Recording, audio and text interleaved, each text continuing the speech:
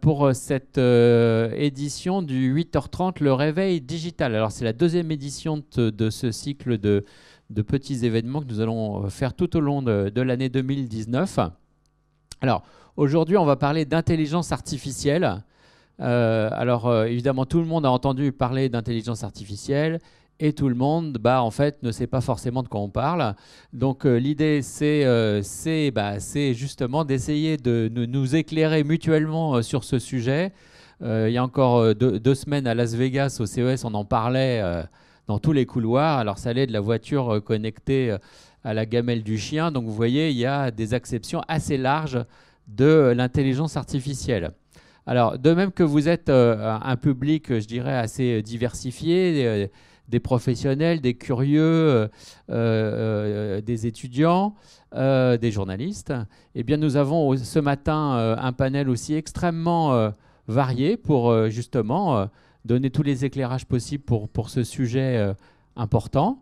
Donc, nous allons avoir un représentant de grands groupes, Engie, en l'occurrence mon groupe, un patron de start-up, absolument, un patron de start-up, une data enthousiaste. Alors, je suis très impatient de l'écouter. Et puis, un philosophe, chercheur en intelligence artificielle. Donc, vous voyez, des gens compétents, mais différents.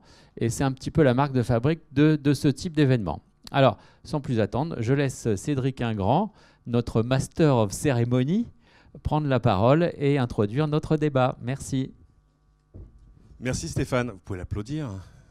Ben voilà.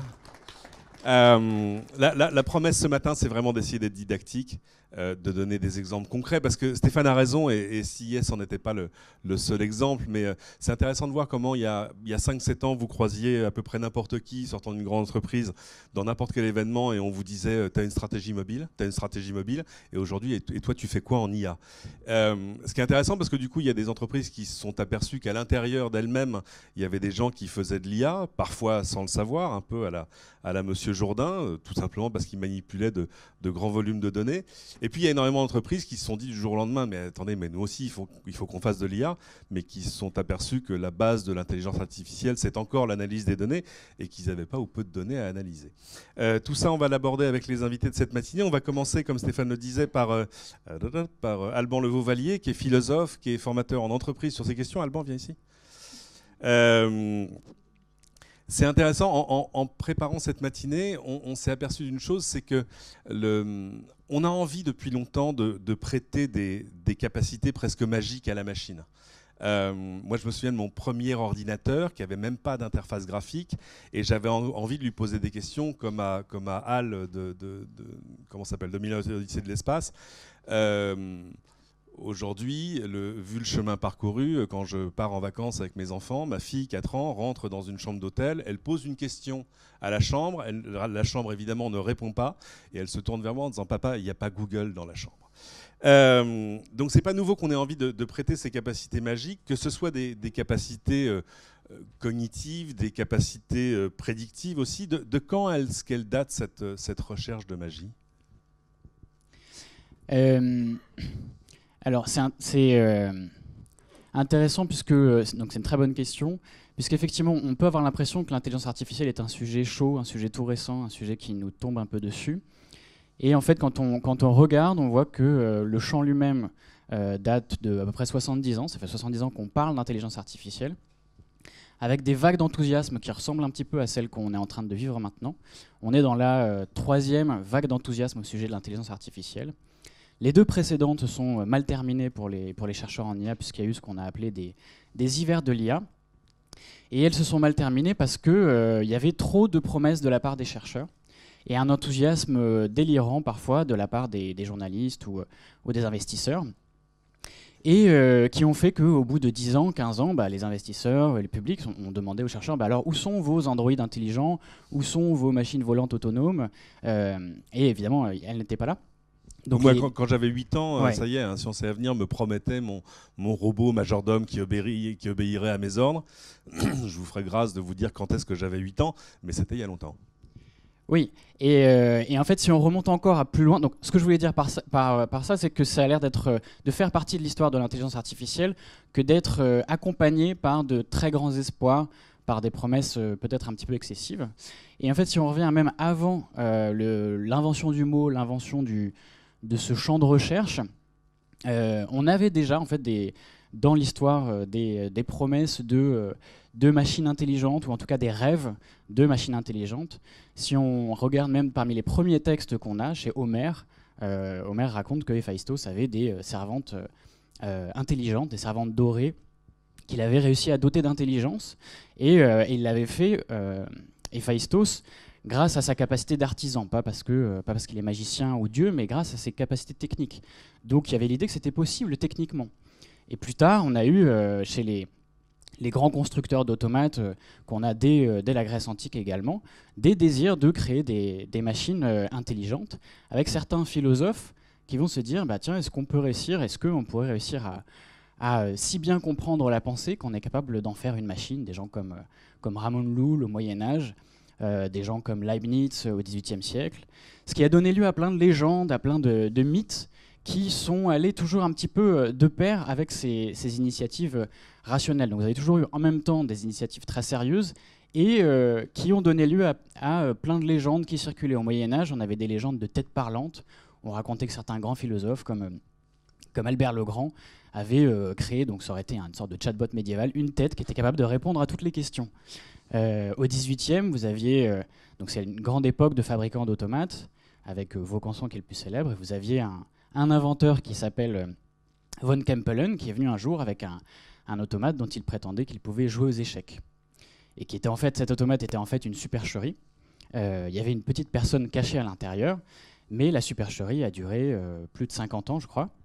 Et il a réussi à faire fortune en se promenant avec son automate et en faisant croire aux gens qu'il jouait aux échecs. Il jouait très bien, en plus il gagnait contre la plupart de ses adversaires. Et ce von Kempelen, ça pourrait être peut-être l'équivalent aujourd'hui du fabricant de Sophia.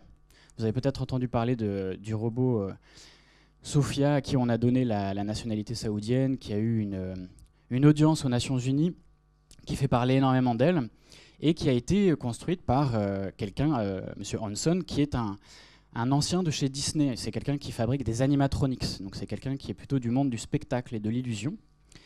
Ce qui va énerver énormément les chercheurs en intelligence artificielle aujourd'hui, qui fabriquent sur des programmes informatiques concrets et qui voient des gens du spectacle arriver et leur voler la vedette. Donc Yann Lequin va dire c'est pas vraiment de l'IA.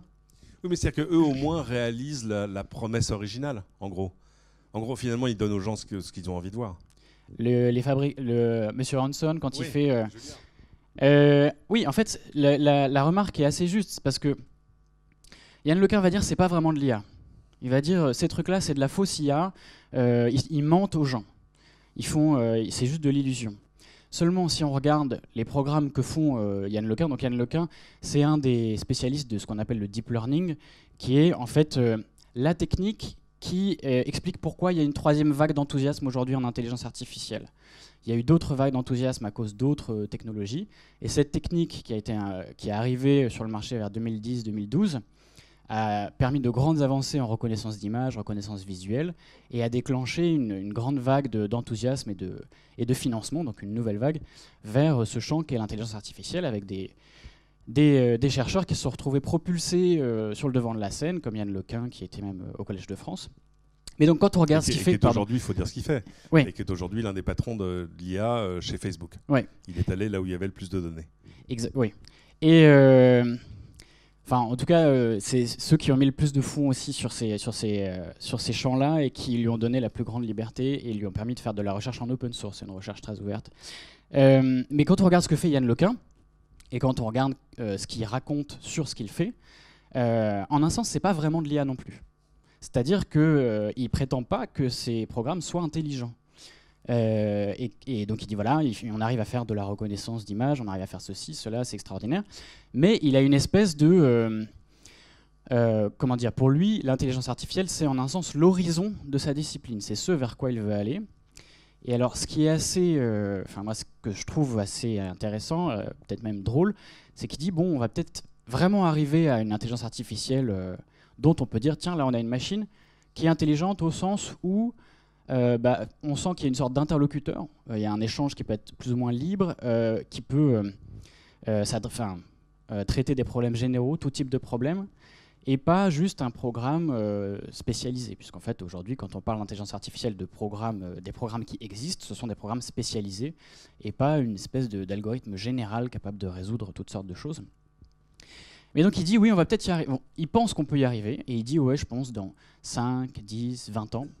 Et en fait, quand on regarde l'histoire de l'intelligence artificielle, ça fait 70 ans qu'on nous promet l'intelligence artificielle pour dans 20 ans. Il y a une étude assez drôle qui a été faite sur les prédictions de l'IA depuis le début de la discipline, où ils disent c'est marrant, la moyenne des prédictions, c'est pour dans 20 ans. Mais depuis 1950. Comme le robot majordome et la voiture volante, hein, c'est pareil. Ouais. Et alors, ce qui est drôle, du coup, c'est que c'est comme dans Alice au Pays des Merveilles, quand il y a la reine qui dit à Alice, on a le droit de la confiture demain et hier, mais jamais aujourd'hui. Et donc l'intelligence artificielle, c'est pareil, c'est hier et demain, mais jamais aujourd'hui. C'est toujours pour demain, en un sens. Et Yann Lequin, pour rester sur lui, a cette remarque assez juste, d'ailleurs, sur ce thème, il dit quelque part, on donne le nom d'intelligence artificielle à ce qu'on ne sait pas encore faire en informatique. Et en fait, quand on regarde aussi l'histoire de la discipline, en fait, dans les années 50, 60, on appelait intelligence artificielle des choses qui aujourd'hui sont juste devenues de l'informatique banale. C'est-à-dire qu'à l'époque, on pensait que ces programmes allaient nous permettre de résoudre les mystères de l'intelligence, en un sens. Donc ça a créé de l'enthousiasme. Puis on s'est dit, bah non, en fait, d'accord, c'est capable de faire des théorèmes mathématiques, mais c'est pas pour autant que ça résout le problème de l'intelligence.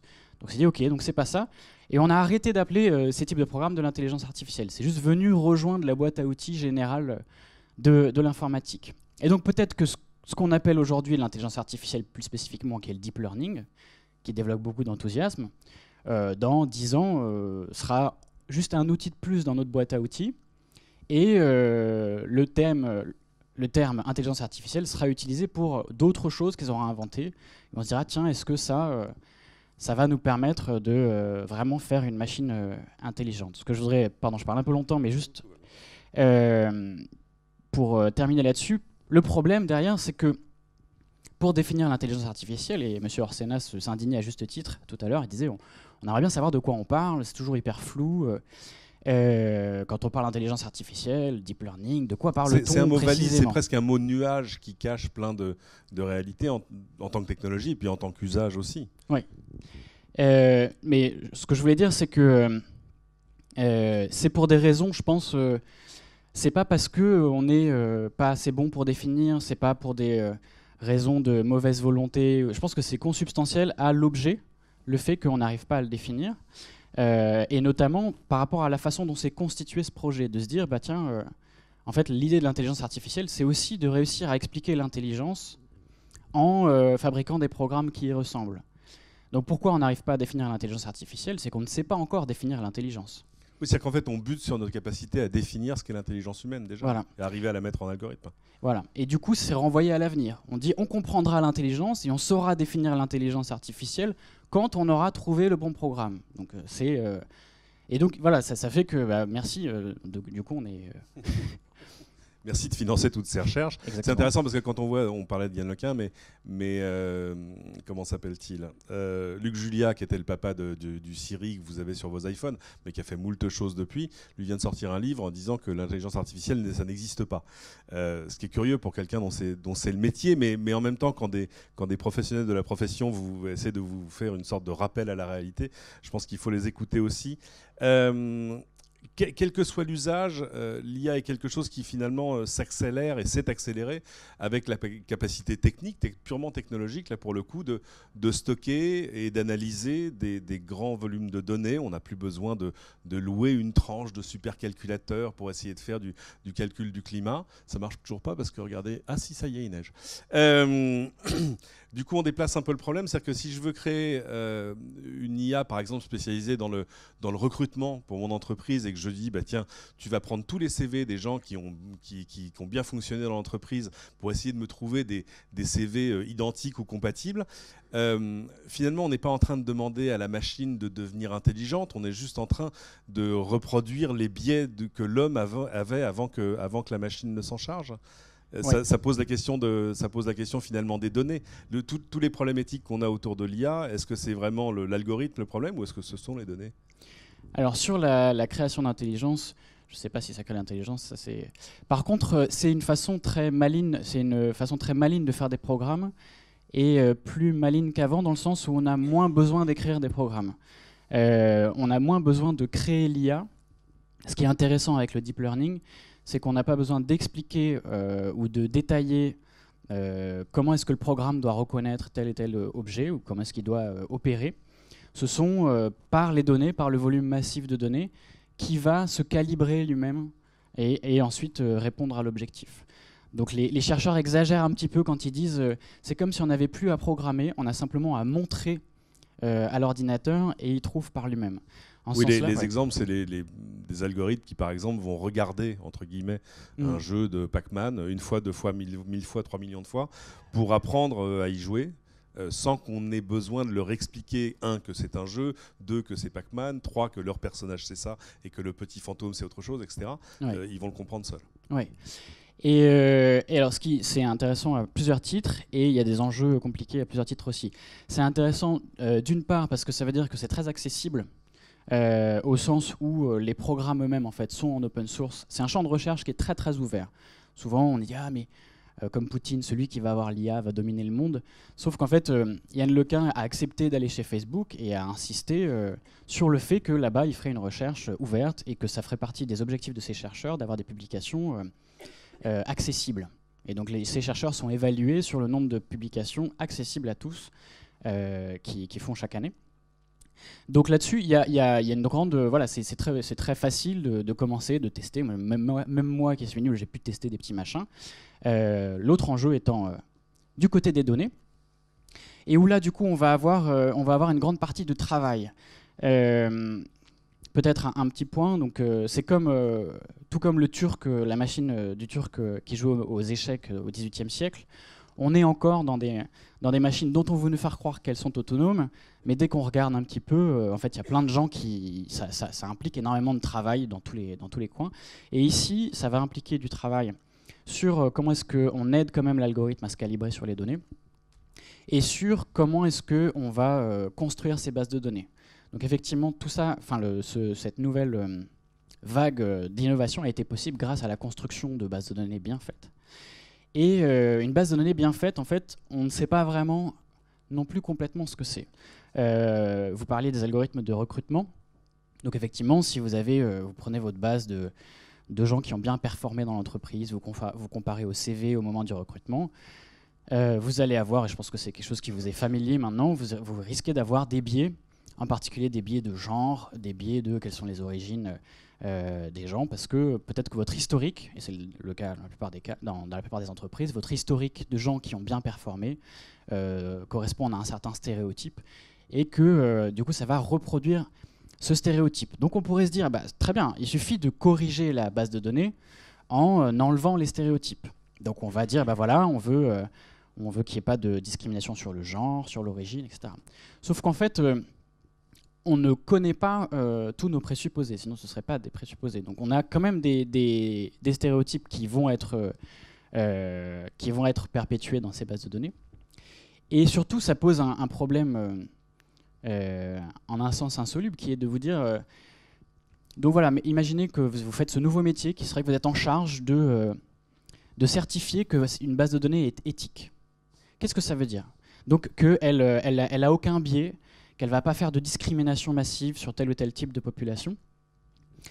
Ça veut dire que, d'une part, vous êtes capable de corriger les biais que vous connaissez, vous êtes capable de trouver les biais que vous ne connaissez pas, et que vous avez en tête une espèce d'image, parce que vous pourrez vous dire, une base de données éthique, c'est une base de données qui est représentative de la société, moins quelques biais qu'on veut enlever de la société. C'est-à-dire, c'est une espèce d'image idéale de la société, et donc qui peut se targuer de dire, en fait, moi je sais quelle doit être la bonne société, j'ai cette image idéale, donc je vais être capable de corriger la base de données dans tel ou tel sens pour que les algorithmes se calibrent bien, et que quand ils feront leur discrimination et leur classification, puisque ces algorithmes sont des armes de discrimination massive, comme dit une chercheure américaine, ils le feront sans trop de dommages. En fait, ça, c'est malheureusement pas possible. Si on devait émettre des prédictions à court, moyen ou long terme, la vraie promesse, j'ai envie de dire la livraison de la vraie promesse de l'IA, c'est vraiment pour dans 5 ans, ça y est? À mon avis, ça va rester comme la confiture de Alice, mais en promettant de la confiture demain. C'est devenu une expression en anglais, jam tomorrow, ça veut dire une espèce de promesse en l'air. Donc il y a cette promesse en l'air, mais qui permet beaucoup d'agitation sur le sol. Donc il y a beaucoup de travaux très intéressants qui font que je ne pense pas qu'on aura une machine intelligente, un interlocuteur tout puissant dans 5 ou 10 ans. Par contre, on voit des trucs très, très intéressants, plus seulement maintenant en reconnaissance d'image et en reconnaissance de signal, etc. Il y a ce qu'on appelle des GAN, donc des réseaux qui arrivent à créer des images. On ne va pas expliquer peut-être comment ça marche, mais disons c'est ceux-là qui ont permis de faire les deepfakes, donc ces fausses images de Obama, par exemple, ou ces fausses images porn. Enfin, il y a eu quelques scandales, mais qui peuvent avoir des applications très intéressantes, pas seulement dans les médias, mais aussi par exemple pour faire des prédictions de scénarios de consommation d'électricité. Je connais quelqu'un qui fait ça, ou sur d'autres champs totalement différents. Donc de ce côté-là, du côté du reinforcement learning. Donc il y a plein de sous-champs qui naissent. Comme il y a cette vague d'enthousiasme, il y a énormément de crédits, il y a beaucoup de nouveaux chercheurs, et donc il y a plein d'innovations qui ne vont pas nous donner la machine intelligente, mais qui vont nous donner des choses très intéressantes. Peut-être si... il y a une histoire que j'aime bien raconter sur quand on demande des prédictions, parce que c'est un peu... de quoi demain sera fait quand on parle d'IA, souvent c'est qu'est-ce qui nous attend. Vu que tout est pour demain. Et j'aime bien raconter cette scène de Blade Runner dans les années 80, où à un moment vous avez Harrison Ford qui doit appeler une androïde. Donc c'est une androïde parfaite et il essaie de savoir si c'est un humain ou une androïde.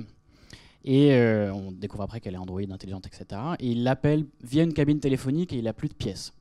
Et donc on est dans les années 80 et on a la science-fiction, donc Blade Runner, qui explore le futur, c'est-à-dire l'imaginaire de demain. Qu'est-ce qu'ils imaginent pour demain?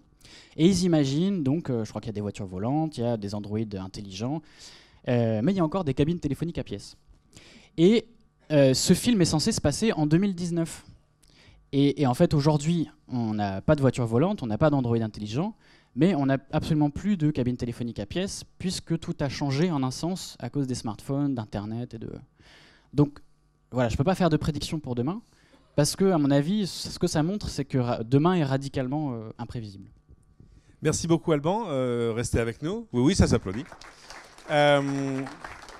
Nous allons être rejoints par des vrais professionnels de la profession. Je vais demander à Alexia Audevar de me rejoindre ici. Alexia, vous êtes data enthousiaste, j'aime bien ce titre, et fondatrice de DataClick. Étienne Géhin, qui est responsable de l'innovation digitale chez Engie. Étienne, prenez place. Et puis François-Olivier Martin, qui est cofondateur de DC Brain, qui est une start-up avec un pied à Paris et un pied à Lannion. Vous êtes donc cher à mon cœur pour 2 raisons. Alexia Audevar, peut-être d'abord présentez-nous DataClick. Donc c'est Datactic. Ah, Datactic, pardon. Comme data et tactique. Mais bien sûr, c'est ce qui était marqué sur ma feuille. Pas de souci. Donc Datactic, c'est une société qui a pour vocation d'aider mes clients à valoriser leurs données. Donc dès lors qu'il y a des personnes qui ont besoin de valoriser leurs données, en général, j'interviens soit sur des missions de conseil, d'expertise ou développement R&D et formation. On dit, mais peut-être qu'on le dit juste pour se faire plaisir, que la France est en pointe sur l'intelligence artificielle. Ça tient à quoi? Ça tient à l'excellente qualification et formation de nos chercheurs? Oui, alors les Français ont des très bonnes formations qui sont on était déjà bons en maths, ce qui commençait bien. Voilà, exactement. Donc on est vraiment très très bon en maths. En informatique, on n'est pas mauvais. Et pour faire de l'intelligence artificielle, donc Alban l'a expliqué, hein, mais l'intelligence artificielle, c'est une science qui est à la croisée de plein d'autres sciences. Et entre autres, les programmes sont faits avec de l'informatique et des mathématiques. Donc du coup, étant donné qu'on a ces deux compétences plutôt bien représentées en France, on arrive à avoir de véritables talents. Après, pour l'instant, on a des très bons mathématiciens, des très bons informaticiens. les formations d'intelligence artificielle commencent, enfin, il y en a toujours eu, mais c'était assez rare, on va dire.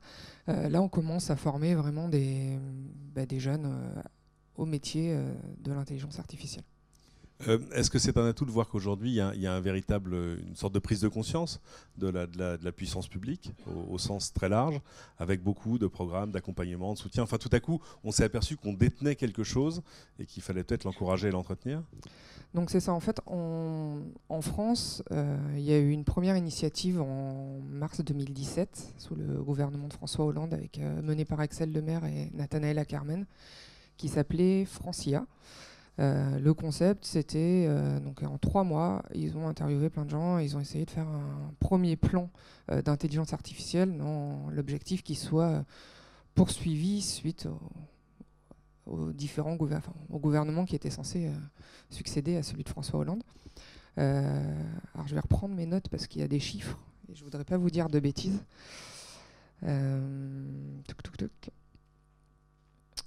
Donc j'ai pas de chiffres sur Francia pour l'instant. Par contre j'ai des chiffres sur la suite.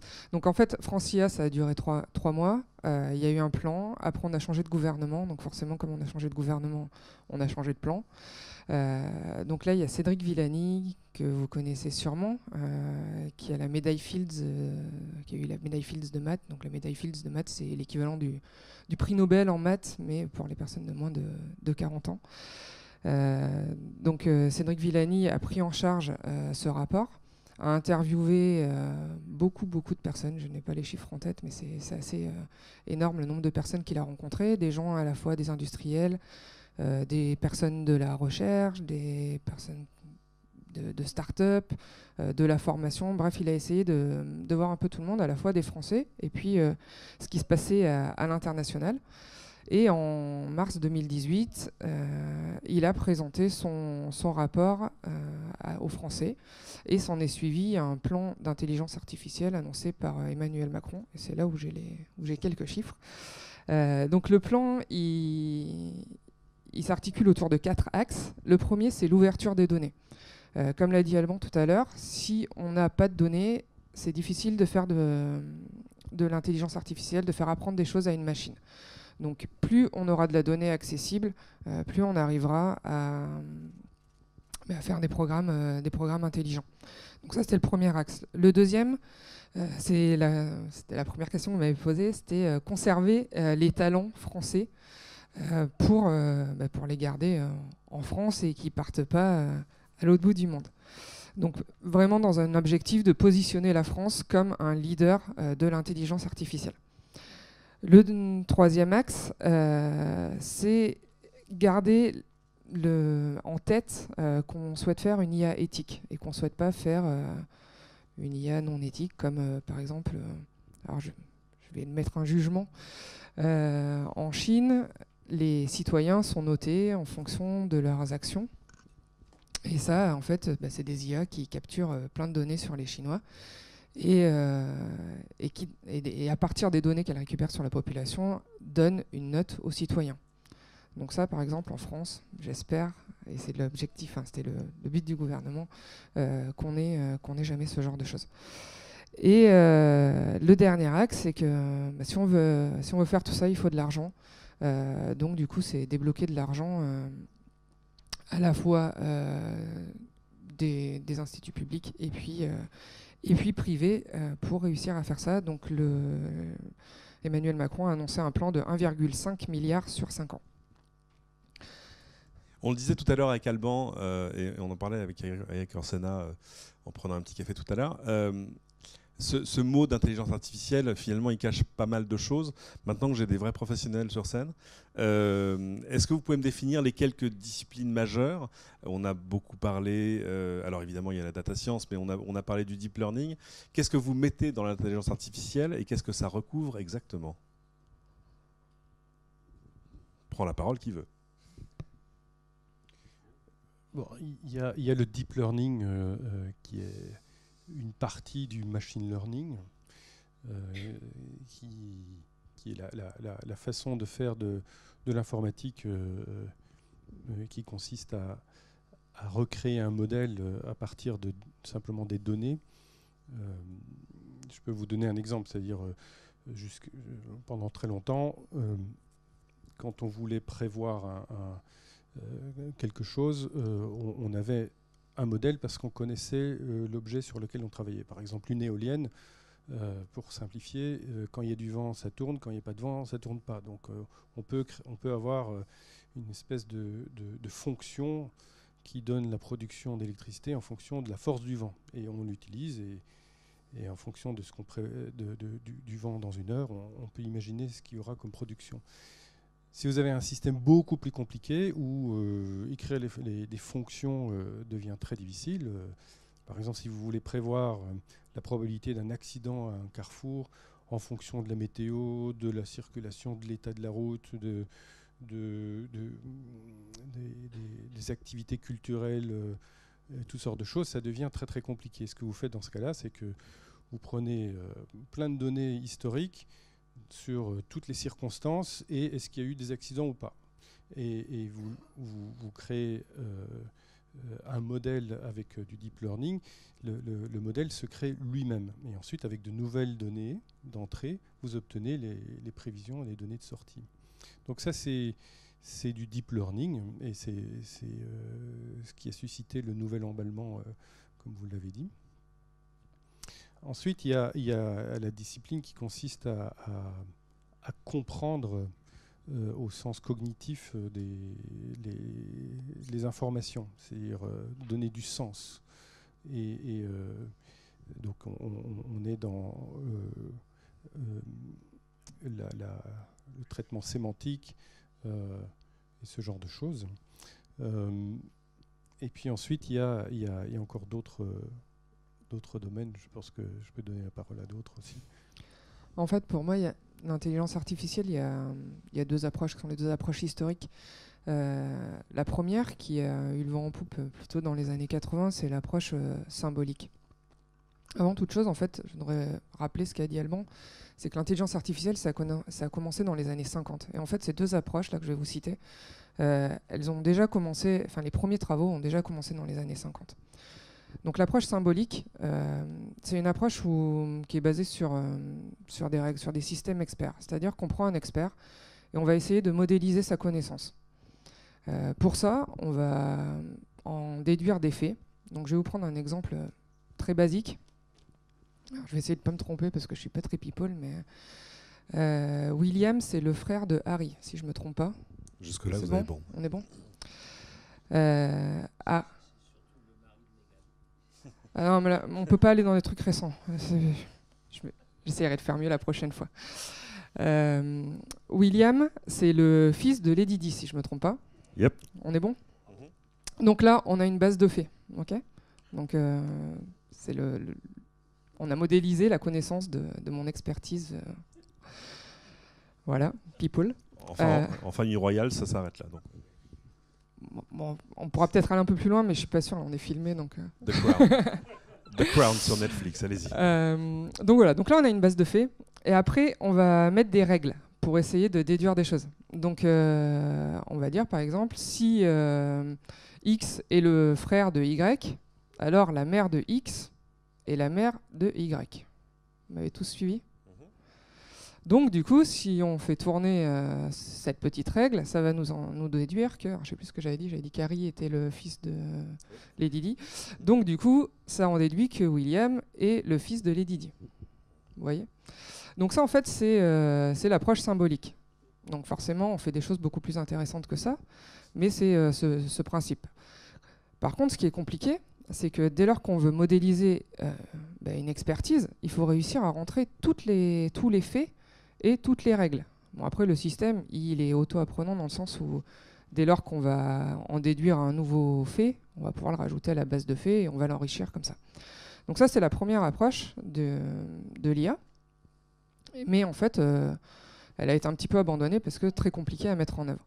La deuxième approche que vous avez mentionnée, c'est l'approche connexionniste. Donc l'approche connexionniste, elle se base sur le machine learning. Le machine learning, c'est donner la capacité à une machine d'apprendre sans être programmée pour. C'est-à-dire qu'on donne des données à une machine, un modèle mathématique, on lui dit la tâche qu'elle doit effectuer, et elle va apprendre en fonction des exemples qu'on lui donne. Et l'approche connexionniste, c'est une petite branche du machine learning qui se base sur qui est bio-inspirée du cerveau humain. Donc vous pouvez voir ça comme une succession de couches de neurones qui va apprendre des choses. Et donc en fait, en ce moment, c'est vraiment le deep learning qui est à la mode, parce que c'est là où on arrive à faire le plus de choses, car on a les données, on a de plus en plus de données, à la fois des données open source et puis des données des entreprises. On est capable de garder nos données, de stocker nos données et de pouvoir les récupérer. Et puis on a aussi les capacités de calcul. On a plein de nouveaux systèmes informatiques là, qui ont apparu depuis une dizaine d'années, qui permettent très facilement de faire des architectures informatiques capables de traiter des gros volumes de données et ainsi de faire tourner des algorithmes intelligents. Étienne Géhin, je voulais en venir à des exemples de réalisation, parce qu'évidemment, quand on part de ce sujet-là, on reste souvent un peu stratosphérique, à la fois parce qu'on est dans la promesse d'un avenir radieux sur vous allez voir ce que vous allez voir, mais aussi parce qu'évidemment, c'est dur de rentrer dans le dur des applications. Vous êtes le patron de l'innovation digitale chez Engie. Est-ce que vraiment il y a déjà aujourd'hui des véritables applications d'intelligence artificielle chez Engie ? Ou est-ce que c'est juste ce que vous auriez appelé des dashboards, de l'analyse de données, comme ce qui existait auparavant ? Bon, la réponse simple, c'est oui. Et je vais essayer d'élaborer. J'espère que ça ne s'arrête pas là. En fait, on fait de l'intelligence artificielle depuis de nombreuses années, avant que ça s'appelle intelligence artificielle, notamment en matière de maintenance prédictive. Dans nos centrales de production d'électricité, par exemple, il y a longtemps qu'on analyse les signaux qui viennent des alternateurs pour détecter des vibrations un petit peu qui s'avèrent anormales et qui ensuite créent des problèmes. Et donc on anticipe ces problèmes avec un système qui apprend de plus en plus des nouveaux signaux. Signifie de nouveaux problèmes. Donc, on intègre ce qu'on appelle l'intelligence artificielle et surtout le deep learning, et on ne travaille pas trop sur les axes symboliques. Et donc, pour nous, c'est simplement une nouvelle façon de faire de l'informatique. Voilà. Au lieu de faire de la programmation, on fait du learning. Et on met en œuvre les architectures qui vont bien. Et grâce au développement de ces techniques deep learning, le champ d'application de l'intelligence artificielle s'est étendu énormément au sein d'Engie, et de plus en plus nos plateformes digitales et les services qui s'appuient sur ces plateformes, par exemple celle de la Smart City ou Smart Building, mettent en œuvre des fonctions qui derrière utilisent des architectures de deep learning et qui permettent de s'améliorer au fur et à mesure qu'on accumule de la donnée et que l'on valide aussi qu'un événement s'est produit ou pas, et qu'on avait essayé de prévoir. Par exemple, notre plateforme Smart City sera très bientôt capable de prévoir le trafic, les bouchons à un certain carrefour, parce qu'on aura accumulé de la donnée sur les circonstances, c'est l'exemple que je donnais tout à l'heure, qui font que des blocages de trafic se créent, et qu'on pourra anticiper et prévoir qu'il y aura ces bouchons, et donc essayer de les annuler. Mais il y a bien d'autres applications. Et on vient de terminer une réflexion avec une quarantaine d'experts chez Engie en deep learning ou en intelligence artificielle. On a trouvé une trentaine de cas d'usage, et certains sont déjà en cours. J'ai parlé du smart building. On travaille avec DC Brain pour nos réseaux. On travaille avec d'autres startups, avec Ubiant, avec j'ai oublié son nom maintenant, qu'on a vu au CES. Ça va me revenir. Mais tout le monde était à CES, donc c'est un peu difficile. C'est juste. Moi aussi, j'ai une anti-sèche là. Voilà, avec Quantmetry, bien sûr. Comment est-ce que j'ai pu oublier Quantmetry? Il s'agit donc en général de faire deux choses. Donc de la prédiction, essayer de prévoir quelque chose, et ça s'applique à plein d'activités d'Engie. On veut prévoir les consommations de nos clients, on veut prévoir la production de nos assets, on veut prévoir combien va coûter le développement d'un micro-réseau en Afrique. On veut prévoir toutes sortes de choses. Donc dès qu'il y a un élément de prédiction, et ça s'applique certainement à chacun d'entre vous, on fait plein de prédictions pour essayer d'optimiser les investissements et d'optimiser nos opérations. Dès qu'il y a de la prévision, il y a moyen de mettre en œuvre un système qui apprend en fonction des données historiques, en fonction de ce qu'on savait et de ce qui s'est ensuite passé. Il y a aussi beaucoup d'applications chez Engie qui consistent à analyser des images ou de la voix. Et donc, les images, ça peut être des photos de panneaux photovoltaïques et qu'on analyse pour identifier avec une caméra infrarouge ce qu'on appelle des points chauds, c'est-à-dire des endroits sur les panneaux où le panneau chauffe plus fort qu'ailleurs ou plus fort qu'il ne devrait, et qui est indicatif d'un dysfonctionnement. Et donc on peut anticiper le fait que ce panneau va bientôt mal fonctionner et qu'il faut le remplacer si possible le plus vite possible, avant la panne réelle. Mais ça s'applique à d'autres choses. Par exemple, on peut prendre des photos au sein d'un immeuble dont on a la gestion en facility management et vérifier automatiquement et reconnaître automatiquement que des objets de sécurité, des extincteurs, des lampes qui montrent la sortie de secours, etc., existent et sont bien, par exemple, ils sont bien droits, ils ne sont pas couchés, ils n'ont pas été déplacés. Donc, analyse d'image et analyse de voix, on fait évidemment, on améliore nos systèmes d'interaction avec nos clients, on développe des chatbots, on se connecte au service d'Alexa ou de Google. Donc voilà. François-Olivier Martin, vous êtes le start-upper du panel, vous êtes le cofondateur de DC Brain. Donc, DC Brain, c'est un outil d'intelligence artificielle qui est dédié aux gestionnaires de réseaux physiques. Quel type de réseau exactement et pourquoi faire? Bonjour. Alors, DC Brain, en fait, on a fait un outil dédié aux gestionnaires de réseau auquel on a rajouté des briques d'intelligence artificielle aux endroits où ça donnait du sens aux mesures, aux réseaux, etc. C'est vraiment ça le point de départ. Je vais essayer de prendre quelques exemples. Donc, pour représenter un réseau, il y a des équipements. Il faut que je parle plus près du micro. Voilà. Pour représenter un réseau, il y a des équipements et des liens entre ces équipements.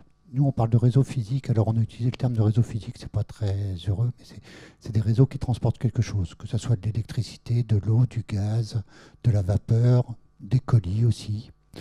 C'est vraiment ça. Donc, il y a des points du réseau qui sont assez faciles à modéliser. On n'a pas besoin d'un réseau de neurones pour le faire. Quand tout ce qui rentre est égal à tout ce qui sort, une loi de Maille, on n'a pas besoin d'un réseau de neurones pour l'apprendre. Par contre, quand ce point-là est non linéaire, ou quand le lien n'est pas linéaire, le réseau de neurones permet d'apprendre beaucoup plus vite et sans être obligé de faire un outil de modélisation.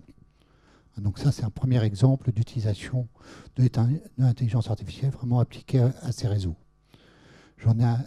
Donc après, on a les mesures sur le réseau qui nous permettent de comprendre le réseau et même d'apprendre le réseau. Je vais reprendre l'analogie avec Waze. Quand il y a des mesures sur un lien, c'est qu'il est utilisé. Et donc, on arrive à apprendre un réseau rapidement et souvent de façon plus efficace que ce qui existe dans les SIG des grands groupes qui sont très bien faits, mais qui sont souvent une image un peu du passé et pas toujours exacte. Voilà, donc ça c'est une autre façon d'apprendre, et cet ajout des mesures nous permet aussi de faire tout ce qui est détection d'anomalies et de la prédiction par différentes méthodes. Le réseau de neurones en est une, il y en a d'autres qui sont parfois plus efficaces. Étienne, on l'évoquait là très rapidement, mais il y a plein d'entreprises aujourd'hui qui voudraient extraire de l'intelligence des données qu'elles détiennent déjà ou pas. Ça leur force du coup à se poser la question justement de leurs données. Qu'est-ce qu'elles détiennent réellement? Est-ce qu'elles sont utilisables? C'est un préalable à l'action ou pas? Absolument. Pas d'intelligence artificielle sans données. On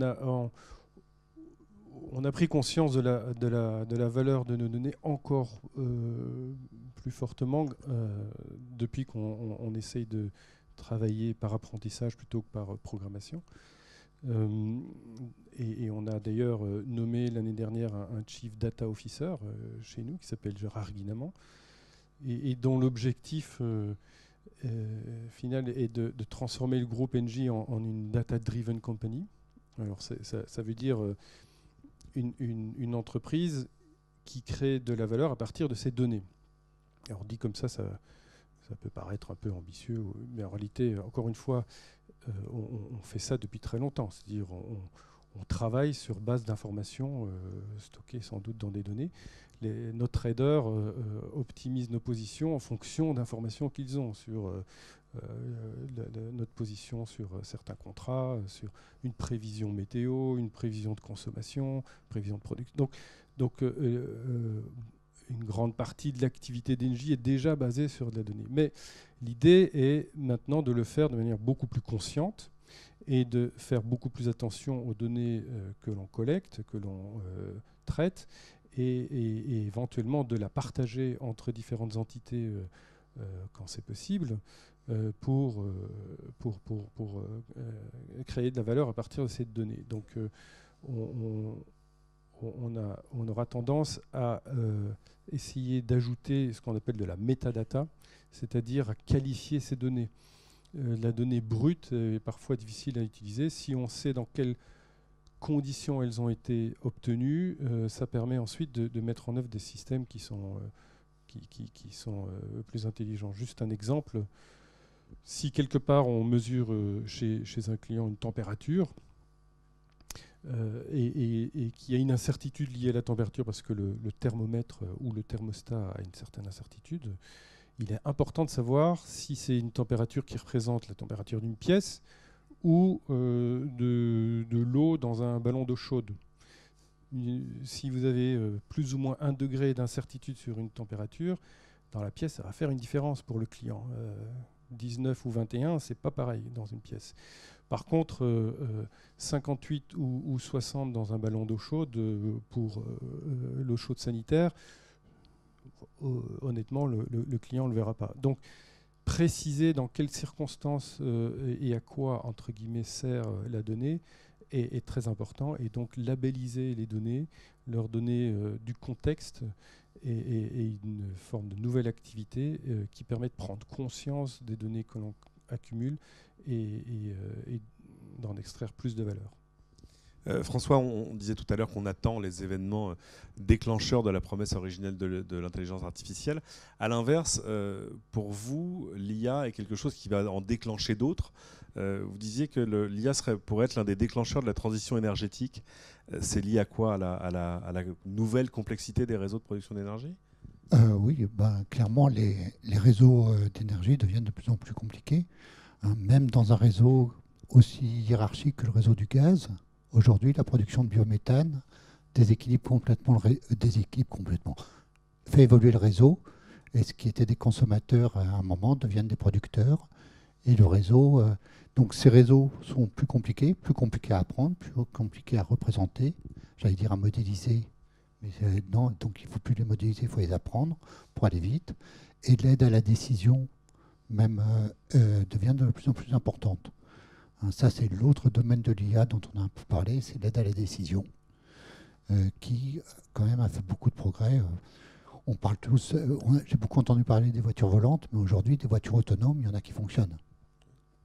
Donc, dans les promesses de l'IA, celle-là, elle a été tenue. Et on voit d'ailleurs que celles qui fonctionnent le mieux sont celles qui ont le plus grand patrimoine de données recueillies sur les kilomètres parcourus, souvent. Oui, et le côté être capable de fabriquer l'avenir le plus rapidement possible. Question à Alexia. Est-ce qu'on reste... On voit, il y a plein de projets. C'est-à-dire que vous avez d'un côté des startups et de l'autre des grandes entreprises, et tout le monde essaie d'en faire le plus possible. Est-ce qu'on, quand on se compare, est-ce qu'on s'inquiète? Est-ce qu'on est un petit pays de l'IA ou pas? Alors, je ne sais pas si on est un petit pays. En tout cas, il y en a des très gros. Tout le monde connaît les GAFA, Donc Google, Apple, Facebook, Amazon, on peut même rajouter Microsoft et IBM, les GAFAMI, qui sont des sociétés américaines et qui ont été les premières à vraiment mettre en œuvre des technologies d'intelligence artificielle. Donc je ne vais pas développer plus que ça, je pense que vous les connaissez toutes. Après, on a le parallèle chinois, qui est un petit peu moins connu du grand public français, qui sont les BATX. Donc c'est Baidu, Alibaba, Tencent et Xiaomi. Donc c'est un peu l'équivalent de nos GAFA. Et qui mettent en œuvre aussi beaucoup de technologies d'intelligence artificielle et surtout récupèrent encore plus de données que les GAFA, parce qu'en fait, comme ils sont en Chine, ils ont un partenariat avec l'État chinois et ils récupèrent toutes les données des citoyens chinois, en plus de celles qui sont collectées sur leurs plateformes respectives. Donc ça, c'est vraiment les deux univers qui s'affrontent. Pendant longtemps, les Américains ont été devant. Là, il y a de nombreuses études qui prouvent que les Chinois les ont dépassés. Après, c'est intéressant parce que c'est pas comme un smartphone, c'est-à-dire que c'est pas quelque chose dont vous allez voir une représentation physique qui va arriver en magasin et qui va vous dire ah, ces gens-là sont très forts. Ce qu'on voit d'ailleurs pour les Chinois aujourd'hui. Mais on est là dans une sorte de technologie qui est sous-jacente de plein d'autres choses et où les indicateurs de succès sont pas les mêmes. Mais Alexa, par exemple, chez Amazon aujourd'hui, je crois que c'est plus de 7000 personnes. Chez nous, on appellerait ça quand même une très très grosse PME. On voit l'échelle des investissements. Ce qu'on voit aujourd'hui, c'est que ces grands groupes, d'ailleurs, ils viennent s'installer en France. Pourquoi ? Parce que, bah oui, on a des chercheurs et accessoirement, ces chercheurs ont une immense qualité, c'est qu'ils sont bien moins chers qu'ailleurs. Un développeur chercheur en IA chez nous, ça se paye. Je sais pas, je peux pas dire les chiffres. Ah bon. Mais disons qu'on c'est souvent des salaires à 5 chiffres, parfois 6, alors que les meilleurs négocient des salaires à 7 chiffres quand ils partent aux États-Unis ou en Chine d'ailleurs. C'est ça. En fait, on a depuis mars à peu près, là, 2018, on a eu en même temps que le plan Macron qui a suivi du rapport Villani, je ne sais pas si c'était fait exprès, mais on a vu l'arrivée de grands laboratoires d'intelligence artificielle. Donc Facebook était déjà présent en France. Je pense que Yann Lequin a beaucoup œuvré pour avoir un labo en France. Mais leur objectif est de s'étendre et d'avoir encore plus de chercheurs. Donc je crois qu'ils veulent arriver à 40 ou 60 chercheurs en France pour le laboratoire de recherche de Facebook. On a également Google qui s'est implanté, donc une branche d'IA de Google. Donc pareil, il va y avoir 40 ou 60 chercheurs qui vont travailler en étroite collaboration avec les grands laboratoires de recherche, essentiellement à Saclay et à l'INRIA. Et puis on a aussi des grands groupes comme Siemens qui s'implantent et qui mettent leur laboratoire de recherche en France. Question à tous les trois, mais peut-être à Étienne. C'est difficile aujourd'hui de recruter des développeurs, des chercheurs en IA ou pas ? Enfin, est-ce que c'est un marché tendu en termes de recrutement ? Oui, le marché est tendu. La difficulté, c'est de pouvoir donner du sens à la vie de ces jeunes chercheurs, souvent jeunes. En quelque sorte, le salaire, c'est une chose, mais ce qu'on constate, c'est plus le fait de pouvoir leur promettre qu'ils continueront à apprendre. C'est-à-dire, ce qui les intéresse, c'est de rester au top niveau. Et donc, toute la difficulté, tout le challenge pour une entreprise comme LG, c'est de démontrer qu'en travaillant sur nos problématiques, nos produits, nos services, ils vont pouvoir rester au top niveau de leur science. Et donc, il faut avouer que c'est un discours qui est un tout petit peu nouveau et challengeant pour nous. Il y a combien de personnes qui travaillent sur ces questions au sens large chez vous ? Bon, disons que... Comment dire, il y a une courbe sur si on voulait mettre en si on veut parler de la spécialisation, on a parlé de plein de choses, de façon de faire de l'informatique, mais aussi des données. Donc peut-être qu'il faut inclure aussi tous ceux qui préparent les données pour que l'IA soit possible, les data engineers, etc. Donc si je veux rester juste sur la tranche de gens qui sont capables de créer des systèmes qui apprennent, on est une centaine dans le groupe, à peu près. Alban, pour terminer, on l'a dit plusieurs fois, mais finalement, est-ce que l'avenir, c'est pas une sorte de normalisation? C'est-à-dire qu'aujourd'hui, on parle d'intelligence artificielle, comme par exemple, des gens, on s'est mis à parler de design d'interface, alors que pendant des dizaines d'années auparavant, les gens qui faisaient du logiciel, fallait bien qu'ils développent l'interface qu'elle est avec. Est-ce que finalement, le new normal, comme diraient les anglo-saxons, c'est que l'intelligence artificielle va devenir, comme le disait Étienne, juste une nouvelle façon de faire de l'informatique? On n'en parlera plus comme quelque chose de spécifique? Ça dépend de l'évolution de notre imaginaire, en fait, et de est-ce qu'on continue à investir dans cet horizon. Est-ce qu'on continue à croire dans le fait que ça vaut la peine de dépenser dans cette direction qui est peut-être inatteignable, c'est pas moi qui pourrais répondre, mais qui, sur son chemin, pond autant d'innovations. Ce que ça nous montre, en tout cas, ce panel, c'est qu'il se passe plein de choses. Et on peut avoir tendance à regarder la technologie comme quelque chose qui va ordonner le monde. Dans la science-fiction, il y a souvent des scénarios un peu comme ça, où la technologie a permis de tout cadrer, de tout labelliser, il ne se passe plus rien. Et là, on observe plutôt l'inverse. Ça reconfigure, ça nous surprend, et il se passe des choses. Donc je pense que c'est plutôt ça, la tonalité. Je ne pense pas que ça va ordonner et s'imposer, c'est plutôt l'inverse. Ça va créer des petits qui vont nous surprendre encore. C'est tout ce qu'on peut se souhaiter. Est-ce qu'il y a des questions dans la salle? Oui. Levez-vous, présentez-vous. Mais non, on est... Bonjour, José Pereira. J'ai une remarque et une question. Première remarque, elle fait référence à un propos que vous avez eu, monsieur Le Fourvalier, et une autre que vous avez également eue. Merci. Madame Audevar, vous avez parlé de Jam Tomorrow. Je vais faire référence à un des épisodes de Black Mirror. L'épisode 3 s'appelle Nosedive de mémoire, où il fait également allusion au réseau, à la note de réseau social dont vous avez évoqué. Et je suis actuellement en train de lire un livre du professeur Foucaili qui s'appelle AI Super Pouvoir, qui, d'ailleurs, je vous invite à lire, puisqu'il fait le parallèle entre la côte pacifique et l'Asie, notamment la Chine, sachant que l'Europe est totalement absente. Et ma question était simple, je ne vous ai pas vu évoquer la RGPD dans tout ça. Pourquoi ?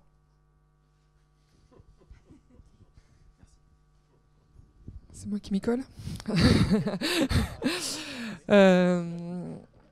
Alors en effet, la RGPD, c'est une nouvelle loi qui est arrivée, qui a été au mois de mai. Efficace 25 mai. 25 mai, voilà. Alors je vous en ai pas parlé parce que tout simplement, moi je suis pas du tout experte du sujet. Je sais que ça existe et quand j'ai besoin de traiter des données personnelles, je fais appel à des personnes dont c'est le métier. Mais c'est vrai que dès lors qu'on traite des données personnelles, il faut faire attention aux informations qu'on manipule. Et du coup, il y a des informations qu'on ne peut pas donner en entrée d'un système auto-apprenant. Voilà. Juste une anecdote très récente sur ce sujet. Peut-être deux, en fait.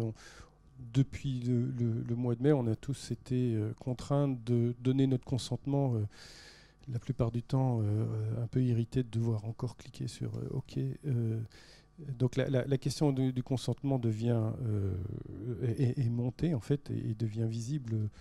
Et l'anecdote, c'est qu'au CES, justement, maintenant, certains grands acteurs se disent OK, RGPD, alors on va vous demander très très explicitement votre consentement pour accumuler un tas de données sur vous.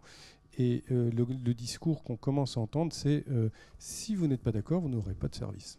Simplement, on ne sera pas capable de faire attention à vos besoins, de vous apporter quelque chose. Donc, on vous le dit beaucoup plus explicitement qu'avant. Et donc, la question de la RGPD dans tout ça est simplement une mise en avant d'une condition sine qua non, mais ça ne change rien en réalité. C'est-à-dire, la plupart du temps, les gens vont donner leur consentement de toute façon. Il y avait plein de sites de presse qu'il a pendant 6 mois presque, aux États-Unis, le Boston Globe, le LA Times, etc. Si vous étiez en Europe, vous ne pouviez pas aller le lire. Ils étaient en telle terreur, c'est-à-dire que je pense qu'ils s'y étaient mis un peu tard face à la question de la gestion des données personnelles. Ils se sont aperçus qu'en plus ça les concernait, même s'il n'était qu'un site américain. Et du coup, ils ont préféré fermer le robinet plutôt que de risquer quoi que ce soit.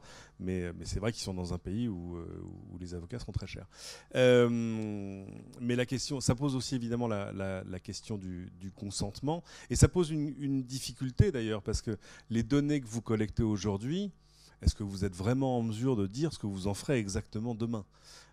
Or, c'est ça que demande le règlement sur la protection des données personnelles, règlement général, c'est d'expliquer à l'utilisateur, dès le premier jour, ce que vous allez faire des données que vous allez collecter. Et ça, c'est compliqué, parce qu'à horizon 6 mois, oui, mais à horizon 5 ans... Une autre question ? Mais il y en a plein. Monsieur Pascal B. de Paris.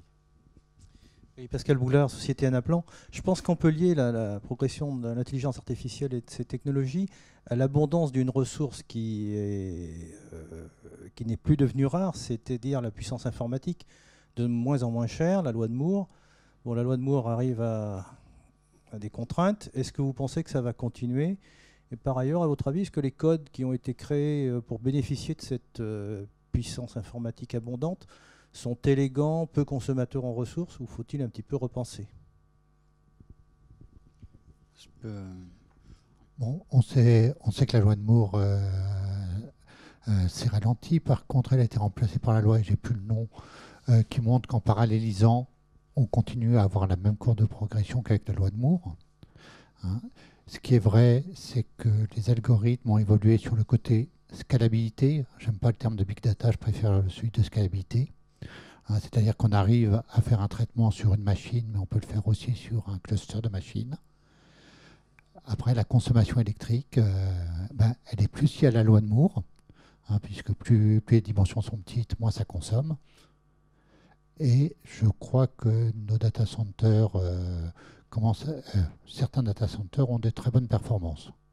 Hein, je prendrai pour exemple OVH en France, qui quand même optimise ses coûts d'hébergement, principalement par une diminution de l'énergie qu'il utilise pour refroidir les ordinateurs, les systèmes. Mais c'est vrai que le traitement de gros volumes de données est très consommateur en énergie. Après, il faut faire l'équivalent avec nos équipements connectés qui aussi consomment énormément. Moi, c'est... Alexia ? Je voulais juste compléter. En fait, jusqu'à présent, quand on faisait des calculs sur les ordinateurs, on utilisait le processeur, donc c'est la loi de Moore. Maintenant, quand on fait du deep learning, on n'utilise plus les processeurs des ordinateurs, on utilise les cartes graphiques. Et on tend vers l'utilisation de nouveaux systèmes comme des TPU. Donc ça, c'est Google qui a développé ça, c'est les Tensor Processor Unit, qui sont en fait des cartes qui sont vraiment faites pour faire du calcul matriciel. Et Google on va pouvoir y accéder prochainement, enfin, le grand public, pour pouvoir faire des calculs. Et du coup, tous les calculs en fait qu'on fait sur des réseaux de neurones sont des calculs matriciels. Donc ça sera ce genre de carte, je pense, dans l'avenir qui sera utilisé. Après, il y a des nouvelles startups qui se créent. En particulier à Paris, vous avez la société Lighton qui essaye de remplacer le processeur par des systèmes de calcul optique. Voilà. Il y a une chose qu'on n'a pas évoquée, mais très rapidement, ce qui est intéressant aussi, c'est que là, les investissements des géants dans l'intelligence artificielle se vont souvent sur des principes bien plus ouverts qu'avant. On aurait pu parler de TensorFlow chez Google, de tout ce que fait le laboratoire de Facebook en termes de recherche publique. Malheureusement, c'est tout le temps que nous avons. Je voudrais que vous remerciez pour nous notre panel qui nous ont éclairé sur pas mal de choses. Et nous allons laisser la place à Eric Orsena pour la conclusion. Eric. Merci. Alors, passionnant. J'ai 7 points. Premier point, le nom. Alors, vous savez ce que dit Camus, que mal nommé ajoute au malheur du monde. Alors, la question de l'intelligence artificielle, ça évidemment, ça m'intéresse parce qu'on en parlait tout à l'heure, mais est-ce que c'est bien choisi? Parce que machine pensante, oui, mais dans artificiel et artifice. Donc il y a faux. Il y a on vous s'enfume avec intelligence artificielle.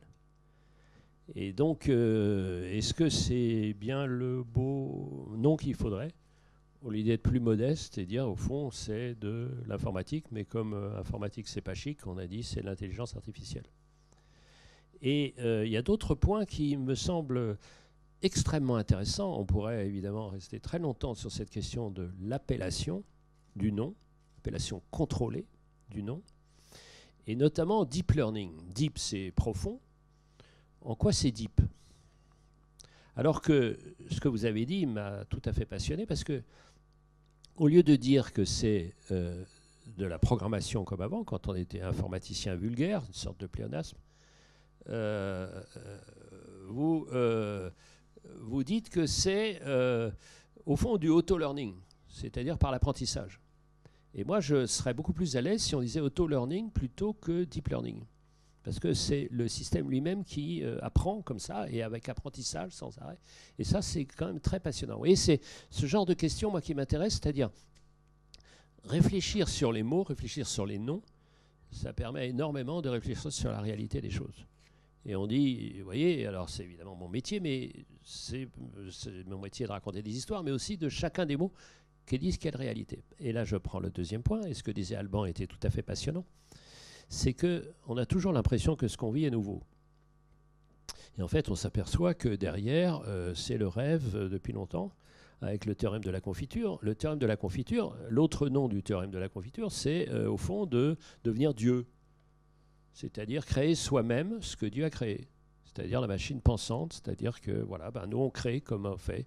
Donc voilà, première passe de la Genèse, donc on distingue, donc distinguant on crée, et nommant on crée d'ailleurs.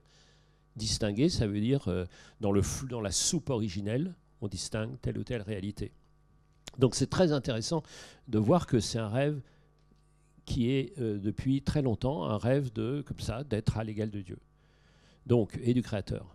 Troisième point, à l'inverse de cette hubris, de cette sorte d'ambition générale, on reconnaît que c'est utile dans des tas de domaines, discret au sens mathématique, c'est-à-dire discontinu. Donc on est beaucoup plus humble et on dit ça sert dans tel point, dans tel autre. Mais la somme de tout ça ne veut pas dire qu'on est créateur du monde et qu'on fait une machine pensante complète qui remplace l'un. Et ça, c'est très frappant de voir que le nombre incroyable d'utilités. Et avec des ressemblances très vertigineuses, ce que vous disiez là, mon voisin là, de Lannion, parce que je ne suis pas loin. Et donc c'est à quel point, pour comprendre la complexité des réseaux, il faut se rapprocher de la complexité du réseau de neurones. C'est-à-dire neurones, réseaux, c'est pareil, comment est-ce qu'on fait, comment les synapses et tout ça. Donc il y a des sortes de vertiges comme ça, de ressemblances entre les deux qui sont tout à fait fascinants. Donc, et ce que vous dites dans ces utilités, c'est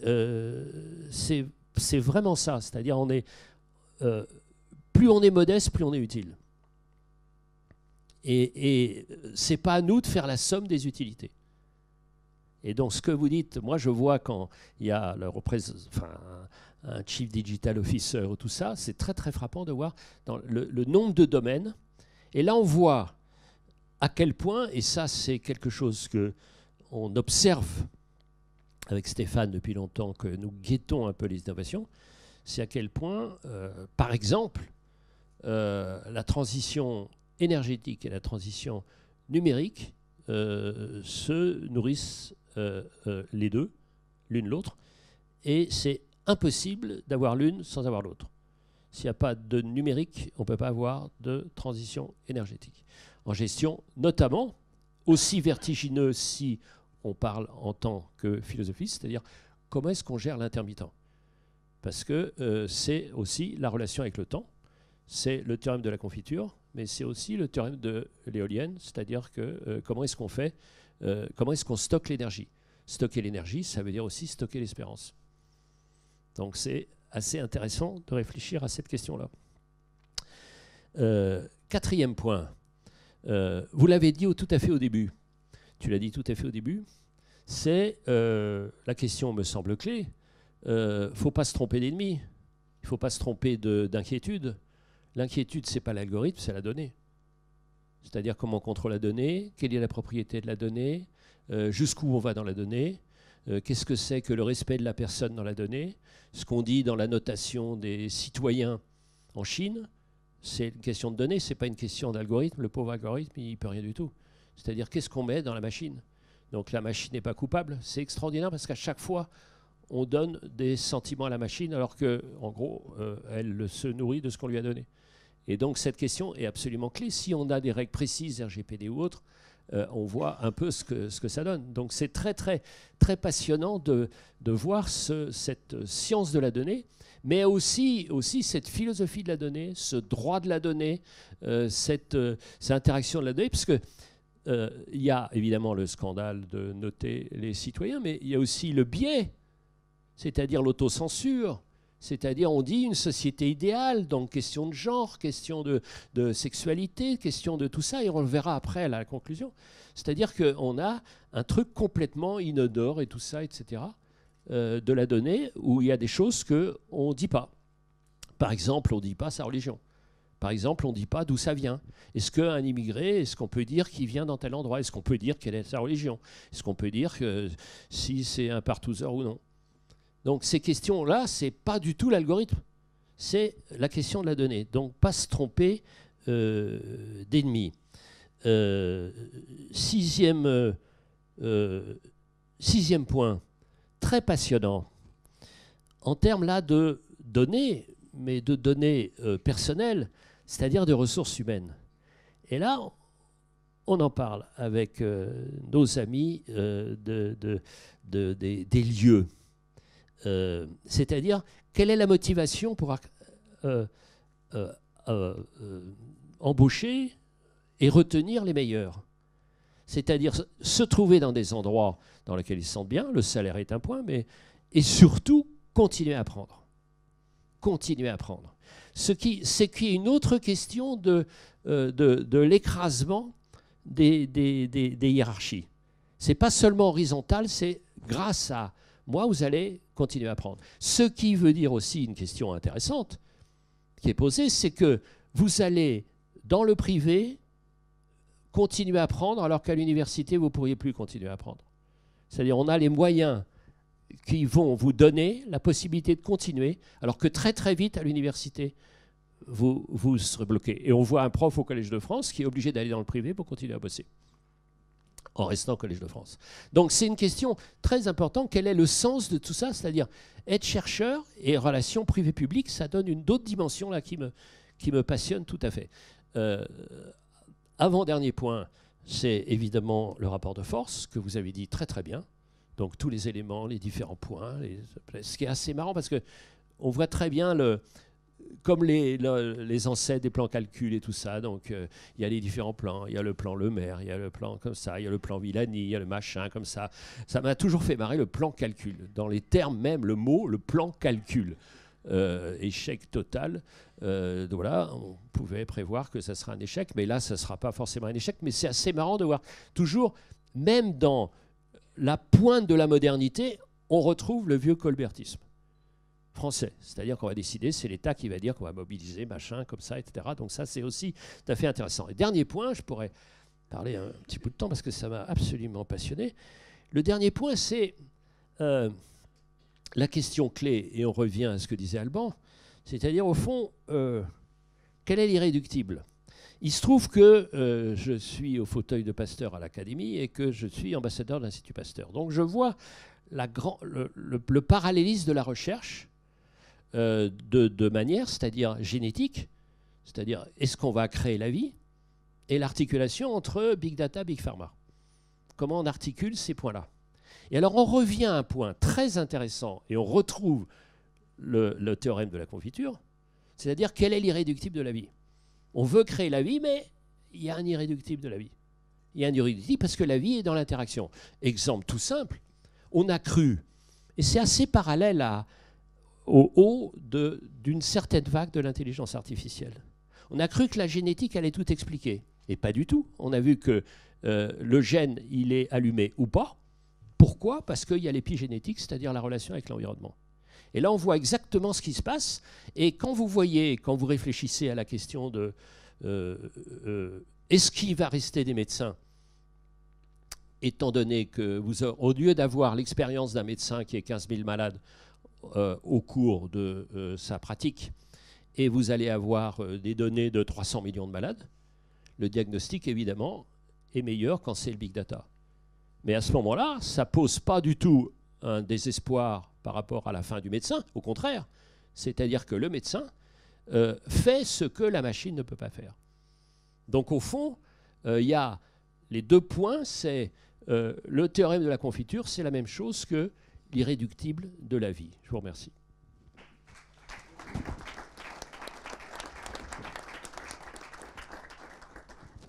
Et ben voilà, merci Eric Orsena, merci à tous. On se retrouve ici même dans 2 mois. On a le sujet?